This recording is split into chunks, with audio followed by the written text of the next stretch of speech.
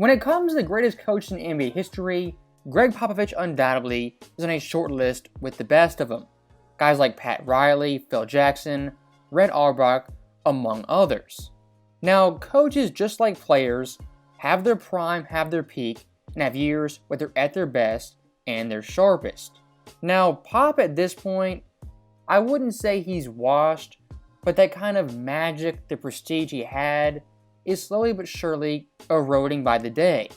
And at this point, he's almost in his Phil Jackson Knicks type era, where quietly is kept. In the post-Kawhi Leonard era, he's been pretty underwhelming. And speaking of Kawhi Leonard, I gotta talk about this. On Wednesday night, there was a bizarre moment I've never seen in an NBA game before, where Popovich took the mic and told fans, "Stop booing, that's not who we are, show some class."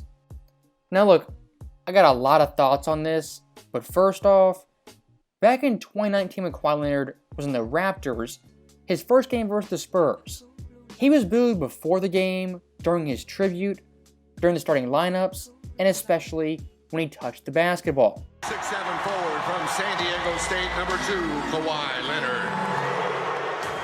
6'9". Pop at that point had no problems fans booing him or taunting Kawhi Leonard.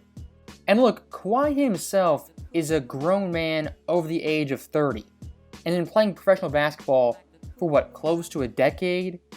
I think Kawhi at this point can handle some boos and not every single fan liking him or his game. And look, I am going to be cynical right here for a minute. I think Popovich in all of his moves is very, very calculated. As the Spurs right now, mostly staggering 10 straight ball games. And really, I wouldn't say the media, ESPN, or really any fans have gone in on the Spurs. But if you watch their games, Popovich's overall coaching, his lineups, they've been whack from game one. My overall point being, having this kind of stoppage at half court on the mic moment, that 100% was a PR move to generate good press and get the pressure off Popovich. And to wrap this point up, are we at the point in sports in 2024 where booing is just too much and over the line? I mean, is that the era we're in now where booing is beyond the pale? All in all, Pop's overall rant, his olive branch to Kawhi Leonard, it was bizarre, semi-deranged, and downright embarrassing. Now, looking at Pop, the actual coach, in the post-Kawhi Leonard era, much like Bill Belichick without Brady, he's underperformed every single season. As in the last 5 years, San Antonio has a win percentage of 38.5%.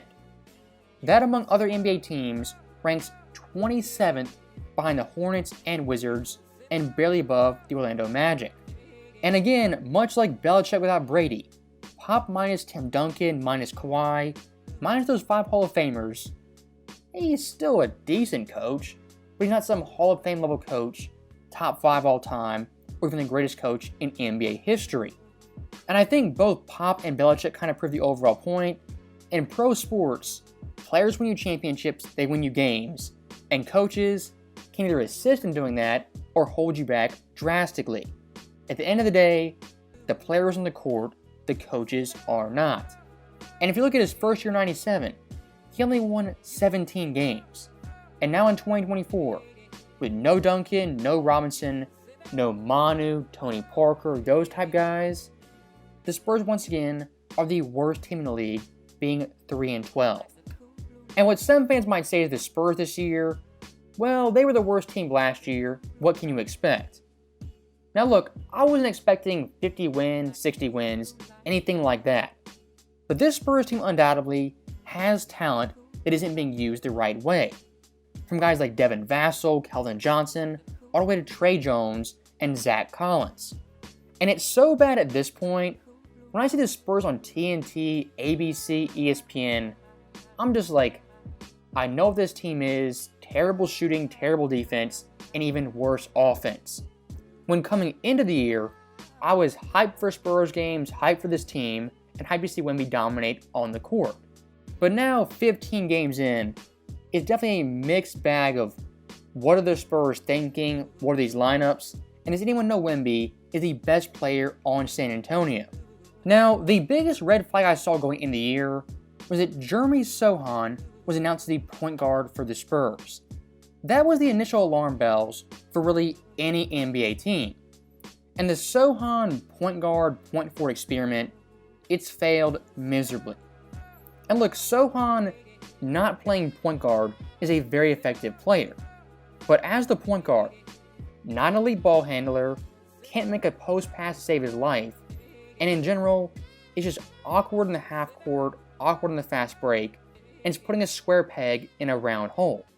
The guy who's being suppressed by the Spurs in these lineups is indeed Tre Jones, who last year, watching a lot of Spurs games, showed promise as the ideal point guard for someone like Wemby. Solid defender, pass-first player, and he makes the right play. And when these two guys are actually on the court together, Tre is one of the few players who actually passes the ball to Wembanyama in spots he can score. That's why seeing his overall minutes be down to 24 from 30 last year is kind of disheartening. As still looking at his on and off numbers, his overall value, Tre Jones is beyond impactful, as the Spurs offensive rating with him on the court is 114.0, compared to off the court, which is 102.5. Tre's overall net offensive rating is a plus 11.5, compared to Sohan, whose plus minus on offense is a staggering minus 7.6. Comparing Sohan versus Tre as offensive players, I think it's pretty clear from the stats, the eye test, Tre Jones is a much better option at point guard than someone like Sohan. Now looking at Wembanyama, the actual player, I would say his two big major flaws at this point that really stick out are his outside shooting, when he shoots way too many threes, and his ball handling. Now looking at those threes, Victor right now is taking a staggering 5.3 per game and shooting an abysmal 27.5% from deep. At this point in the year, there are 91 players who take at least 5 threes per game. Victor, among those players, ranks dead last in overall percentage. Now, looking at the ball handling, of course, Victor in practice and pregame has great handles for a guy his size. But him in the actual games, being 7'5", as much handling as he tries to do, it's not ideal for an offense or a player who's trying to limit turnovers. And look, when Victor makes a move, a crossover, and it actually works, it is fantastic. The only problem is, it rarely, if ever, works. And his length being so tall, when you cross over between the legs, it gives the defenders so much time to pick your pocket or make a move on you.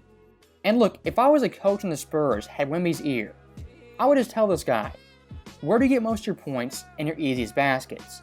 One, either lobs, dunks, or crashing the glass in the offensive boards. And on the perimeter, when Wemby scores most of his points, he's not taking 5-6 dribbles and handling the ball 24/7.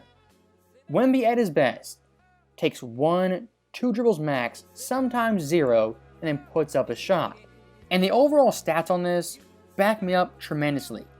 As looking at Victor, on shots with 0 dribbles taken, he ranks 9th in the NBA at 4.5 makes. On 2-pointers, shooting nearly 60% and 45.9% overall. Now, where Victor gets into trouble isn't 1 dribble, 2 dribble, it's 3 dribbles plus, as his overall shooting splits drop across the board. As in the field, doesn't even shoot 35%, and on 2s, a piss poor 31.6%. Part of the problem with the Spurs offense, their lineups, they're not putting Victor in places where he can succeed pretty easily, as him having the ball 25-30 feet out isn't nearly as effective as him getting the ball in the post in the 10 to 15 foot range.